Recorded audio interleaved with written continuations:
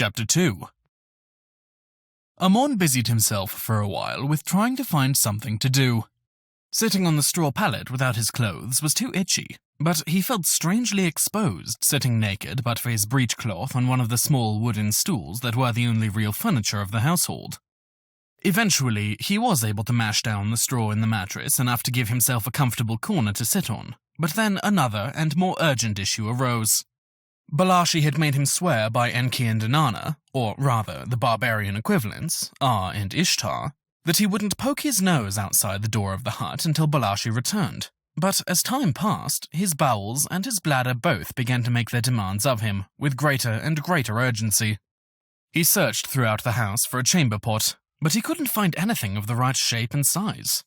He hoped that Balashi would return quickly in order to help him solve his dilemma, but the hours passed and Balashi did not come back. At last, Ammon could take it no longer, and he found the only cooking pot in the house, and along with it, the relief that he sought. But then he only had to deal with a new problem. As the minutes ticked by, the hut began to fill with the chamber pot smell. Unsure what else he could do, Ammon reasoned that putting his arm outside didn't constitute a breach of his oath, so he briefly stretched his arm past the flap that served as a door and tossed the contents of the chamber pot as far away as he could manage. He was poking around in every corner of the hut, looking for a cleaning rag that he could use to at least wipe the pot out, when Musha Zebti came home from the fields for her midday meal. As soon as the door flap twitched back, Ammon realized that he was all but naked, and bolted for the straw pallet, which he wrapped around himself. Musha Zebti looked at him oddly, then shook her head, dismissing whatever she thought of his strange behavior. "I suppose you're hungry," she said. It was a statement rather than a question. "Teenage boys are always hungry." "No need to put yourself out," Ammon said uncomfortably. "It's too hot to cook, wouldn't you say? Maybe something simple which doesn't require heating would be best for both of us. Perhaps a cucumber sandwich." Musha Zebti grunted. "I suppose that cucumber sandwiches is what passes for simple fare at the palace, but folks like me can't afford such finery as that." She busied herself, starting a fire in the cooking pit, as Ammon racked his brain for something to say. "Surely even peasants don't cook every day," he suggested. "Wouldn't you prefer some nice goat meat wrapped in a bit of flatbread?" Musha Zebti snorted and took out her cooking pot. "I don't know when the last time was that I ate meat," she said dryly. "But you set your fire using goat dung," Ammon pointed out logically. "Doesn't that mean that you raise goats?" "And if I had any, who would watch them and keep them from being stolen while I was out working the fields?" "I thought Balashi said you had 3 sons," Ammon replied. "Don't they—" "All 3 of 'em's gone to Ereshkigal," she said. "Them, together with the husband what gave 'em to me. It's only me now." That shut him up long enough for Musha Zebti to put a bit of water in her pot and begin stirring in some grain and a few vegetables. When she began using her spoon to take small sips of the broth, Ammon couldn't watch anymore. He lay down on the pallet and turned his face to the wall, but even then he couldn't shut out the sound of the spoon stirring in the pot and the occasional lip smacking which indicated that the woman was tasting the broth, a sound that was, inevitably, followed by a grunt of dissatisfaction. When it was quiet for a few moments, Ammon concluded that she must have gone outside to take her lunch, but a moment later he felt her weight on the pallet beside him. "Come on now," she said kindly. "It is simple enough food, and to be honest it don't taste quite as it ought today, but it will do you some good to get some of this warm food inside of you." He decided not to tell her that at least some of what was in the pot had already been inside of him. "No thank you," he said, without turning to face her. "Come on," she insisted. "After the shock that you've had, it'll do you some good." Ammon turned to face her. He meant to make some excuse about having an upset stomach, but as soon as he got a clear look at the pot, full of broth with bits of greenish and brownish shapeless blobs floating in it, the words died on his lips, and he found himself bolting for the door. Once outside, he heaved up bitter bile from his stomach for what felt like half an hour. His mind kept returning to the swirling contents of the pot, so that he forgot his oath to Balashi, and even forgot to be ashamed of his nakedness, until he saw a dirty little urchin girl from a nearby hut staring at him. He wiped his mouth with the back of his hand, and hurried back to the hut with as much dignity as he could salvage. He was very glad to see that the woman had gone back to the fields, though she had thoughtfully left the pot and its contents next to the dying fire in order to keep it warm. The pot stared at him accusingly. "What?" Ammon demanded of it. "It's not like I wanted to use you that way. I didn't have any choice." The broth inside the pot trembled slightly. "I tried to get her not to use you," he said pleadingly. "It's not my fault that she's so pig-headed. What's so luxurious about a cucumber sandwich anyway? It's just bread and cucumbers and maybe a bit of hummus. Is that really too expensive for a peasant to afford? Who grows the cucumbers if not the peasants?" Suddenly, Ammon realized that he was talking to a pot, and he shut his mouth with a click. There were stories of people who had offended the gods and were driven insane by them. He suspected that if Balashi had come in and found him speaking with crockery, he would probably conclude that his young master had gone mad. He tried to find something else to think about, but his thoughts kept returning to unpleasant things. Father was dead, and probably mother as well. He didn't want to have to face that right now, so he decided to keep his mind busy thinking about what sort of people he might encounter in Uruk. He had always imagined it as a city full of weavers, since what little he knew about it centered mainly on the clothes he wore. Of course, he knew that Inanna was the patron goddess of Uruk, and that, from the time he was little, the people around him had spoken of Inanna with such a show of sidelong glances and knowing nudges that he had grown certain that there was some sort of mystery associated with her worship. To a boy who had been raised worshipping Enki, the Lord of Waters, the very concept of a female deity seemed a bit odd. The leader of her worship would be a high priestess, he supposed. Perhaps she was some humorless, ancient crone who delighted in the blood of the daily sacrifice. Would the high priestess perform the sacrifice herself, or would she have a man do it? Did they even have male priests in Uruk? Perhaps the high priestess would just be a figurehead, and the real power in the temple would be some vile, conniving priest, someone like Enki, who would put a dagger in your back the moment he got a chance. He forced himself to think of something else. Maybe the temple of Inanna was run by eunuchs. He had met a priestly eunuch once, a man from somewhere up north. Was it Kish? Or maybe Kushla? He had been fat, and he wore a big linen tunic with many old stains. Father had stayed up all night joking and drinking with the man, and had been so out of sorts in the morning that he had yelled at Ammon when he came in to share honeyed pomegranates with him, as was their morning custom. No, if he thought about Father for one more second, he was going to cry, and he didn't want to cry, so Ammon tried to focus on thinking about Uruk again, but somehow his thoughts kept circling back to the swirling emptiness inside of him. He told himself again to think about something else, but there was nothing else in the entire hut that he could rest his eyes on, except the pot. Well, fine. Better to think about the pot than anything else. Go ahead and think about Musha Zebti messing with that Enki-cursed cooking pot. Why hadn't the stupid woman just thrown the food out and washed the pot? It had to have been obvious that something was wrong with it. Or maybe common women were used to less refined tastes. He supposed they couldn't afford fine foods, so maybe they didn't really mind if their food tasted foul. If a cucumber was a great luxury to her, then she was most certainly accustomed to bland and even bitter foods.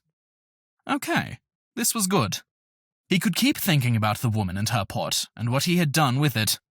Had what he had done been a violation of guest right? To be sure, you wouldn't want a guest who would come into your house and use your cookware as he had done. But was that covered by any of the things that the gods specifically forbid guests to do? All of the strictures in the holy tablets seemed to center around not inviting someone into your home to share bread with you and then stabbing them in the back with a dagger, as Lipetenki had done. No, don't think about that. They were going to Uruk, which Balashi called the city of Ishtar. Ishtar was the goddess of love and war, as well as the fierce enforcer of the laws of guest right. No, think about something else. Ishtar. Ishtar. Think about something about Ishtar. What a stupid name. It was so musical to say Inanna, so why did the barbarian Akkadians have to make that beautiful name into the guttural Ishtar? Ishtar sounded like the braying of a donkey. He struggled to find a line of thought that wouldn't lead him to think of father. Ishtar. Think about Ishtar. Might he not incur the goddess's wrath for not washing the pot? Was that a violation of guest right? No, that made no sense. No hero or villain in any of the stories he had ever heard had pissed off the gods by failing to wash a pot properly. But of course, if anything were likely to piss off the gods, in the literal sense, wouldn't it be how he had used the pot? Inanna was a woman, and women sometimes got angry with men for completely unjustified, nonsensical reasons. What if Inanna was like that? Not thinking about father was hard. It was tough not to think that the two of them would never go antelope hunting together again, would never sit in the square sunshine in his father's rooms and share pomegranates and laugh about something that the cook had said, or chat about something mother had said in her heavily accented Sumerian. Not thinking about it made his head warm. He put his hand to his forehead and was surprised at the heat of it, but he didn't know what to do about it, and he couldn't seem to focus his mind properly, so he decided to ignore the growing feeling of heat that was making him increasingly uncomfortable. What had he been thinking about? Oh yes, the pot. Keep thinking about the pot. What was the correct sacrifice to offer for failing to clean that woman's pot? Surely not a bull. Perhaps a chicken? Maybe Inanna would be satisfied with a wild-caught lizard. Yes, as he thought about it, a fat lizard should be more than enough to pay for a poorly washed pot. But what if it wasn't? Inanna was reputed to be extremely vindictive. What if leaving the pot dirty, as he had done, prompted the goddess to strike him with a lightning bolt? Father told him it was childish to be afraid of lightning, but he had grown to hate the frequent lightning storms in Eridu after father had told him the story of Utnapishtim. Old Utnapishtim was a good and pious man, was the way father always started the story, before he went on to explain that Enlil, the Lord of the Skies, had decided to kill him, along with the rest of humanity, in a great flood. Ammon had always thought it completely unfair that the gods could just decide to kill everyone, and the humans couldn't do anything about it. After Enlil had decided to kill everyone, it was only because Enki took pity on Utnapishtim that anyone had survived at all. Ammon could still remember some of the more vivid nightmares he had had about that flood. Many times he had awakened, thrashing in his sweat-soaked bed. He remembered still how the wetness of the sweat reinforced the feeling that he had really been drowning. After a week of vivid nightmares that had set him to waking the whole palace with his shrieks, father had to offer a bull in the temple every day for 2 weeks, before Ammon would believe that Enki would save them if Enlil ever did decide to flood the world again. And of course, Ammon had never, ever missed an important feast, or failed to make an appropriate offering to Enki on the holy days, from that time until now. Until last night. With that thought, a painful realization came crashing through his mind. With a sudden, suffocating horror, he understood the reason why everything had suddenly gone so badly wrong. He had neglected Enki's feast day. Father had insisted that he was not going no matter what. What could father possibly have been thinking? He knew that Ammon had to be present at every sacrifice on every feast day. And yet, Ammon had been at home during the sacrifice yesterday. Had Enki looked down from the sky and noticed that Ammon was missing? Had that realization, that the Prince of Eridu couldn't be bothered to attend his feast, driven Enki into a rage? Had Enki punished him by killing his father and giving away his kingdom to the high priest? The horrible realization was tempered by a single, slender hope. If Ammon's absence was the transgression that had caused the terrible tragedy, couldn't he make it right now by mollifying his god? Ammon glanced around the dark hut, wondering if there was a stick of incense he could burn to carry his prayer to Enki. No, not incense. This demanded something more. Maybe a bull? No, there were no bulls anywhere around here. Maybe he could sacrifice one of Mushazebti's goats. Yes, a goat would do it. Enki would see that Ammon was truly sorry, and would bring his father back, and father would kill that traitorous Lippet Enki. But there was a problem. The high priest of Enki wanted him dead. He couldn't just go to the temple and offer a sacrifice. Besides, by this time all of the priests would be either eating dinner or preparing for bed. Well, he would just have to wake one of them. He was the prince, and if the prince wanted to sacrifice a goat at midnight or even a bull, or yes, even a dozen bulls, then the priests were going to wake up and do it. But what if the priests just laughed at him and sent for Lippet Enki or the temple guard? No, going to the temple was out, right out. Would a sacrifice count if he just slit a goat's throat in the field? Maybe he could catch and sacrifice 2 goats, one to Enki and one to Inanna. He couldn't take one of Mushazebti's goats and sacrifice it to atone for what he had done to Mushazebti, could he? Or maybe the sacrifice would be doubly effective, because the harm had been done to Mushazebti, and it was her goat that atoned for the wrong. At last, Balashi arrived and saved him from his paralysis. He looked at Ammon distrustfully as Ammon rose unsteadily from the pallet to stand on his feet. "I feel strange," Ammon announced. Then he swayed and would have fallen to the ground if Balashi hadn't caught him. Balashi put his hand to Ammon's head, but it didn't feel cool and soft like Mother's hand did. Balashi swore and took his hand away, muttering something about the goddess turning her hand against him. He laid Ammon on the pallet and then went to talk to the woman with the stinky pot. Balashi's voice drifted away, and Ammon's thoughts grew stranger and stranger. He tried to focus on thinking about the gods and the strange things mortals had to do to keep them appeased. If one didn't do things properly, the gods in the stories might turn you into a goat or a pillar of salt or what have you. Soon, he was thinking about scorpions with the head of a man and other impossible things, so that he was quite sure that he was dreaming, but he couldn't seem to bring himself to wake up. At last, Balashi shook Ammon free of his sleep and tenderly helped him to sit up. His bodyguard tried to feed him grain porridge from a horn spoon, as if he were a baby. Ammon snatched the spoon from Balashi and fed himself. "What's gotten into you?" Ammon asked. "I'm not an invalid." Balashi looked at him queerly. "You've been feverish and raving for the better part of 3 days," he said. Ammon stared. 3 days? He exclaimed. "I had begun to think that if you survived it all, you'd become an idiot, as those afflicted with brain fevers sometimes do." Ammon shrugged. "I feel fine. Maybe like I slept too long and I had a series of dreams, each stranger than the last, but nothing more." "Thank Ishtar," Balashi said. Ammon made a face. "Thank Enki," he countered. Balashi frowned at that. "We are going to the city of Ishtar. You must learn to develop a civil tongue lest you bring her wrath down on our heads. But leave that for now. Do you feel well enough to travel?" Ammon nodded. "Then let us make ready to leave if you truly think you're up to it. I was afraid we'd have to stay here for another week or more.